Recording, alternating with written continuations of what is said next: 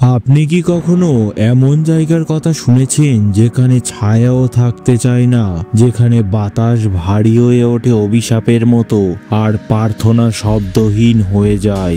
আজ আমরা কোনো সিনেমার গল্প বলছি না বা কোনো কনজিউরিং ইউনিভার্সও নয়।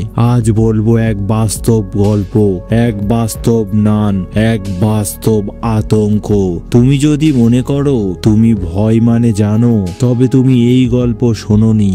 গল্পটা শুরু হয় রোমানিয়ার কার্থনিয়ান পর্বতমালায়। সালটা ছিল 1952। পাহাড়ের গভীরে ছিল রহস্যময় আশ্রম সেন্ট কার্ট অ্যাবি। চারিদিকে কুয়াশা আর নিস্তব্ধতা।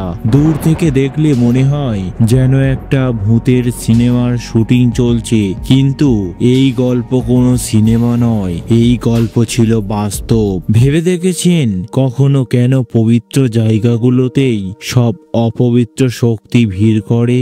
অদ্ভুত না? যাই হোক, বাদ দিন এই সব কথা, ফিরে আসি গল্পেতে। এই অ্যাবিতে ছিল কয়েকজন নান যারা তাদের পুরো জীবন উৎসর্গ করেছিলেন প্রার্থনায়। তবে একদিন এই প্রার্থনার শব্দ থেমে গেল। সেই দিনটি ছিল একদম অন্যরকম।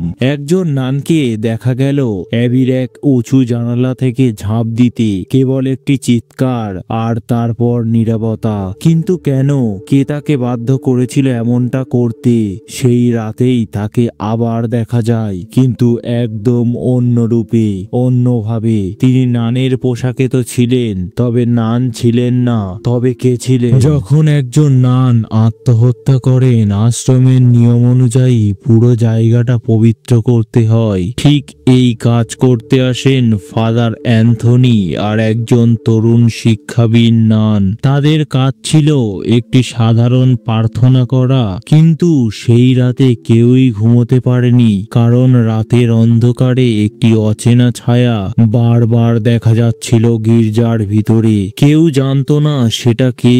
ফাদার তার হাতে ক্রস নিয়ে এগিয়ে গেলেন। কে আছিস ওখানে? তিনি প্রশ্ন করলেন। কোনো উত্তর নেই, শুধু বাতাসে একটা ঠান্ডা শীতলতার স্পর্শ।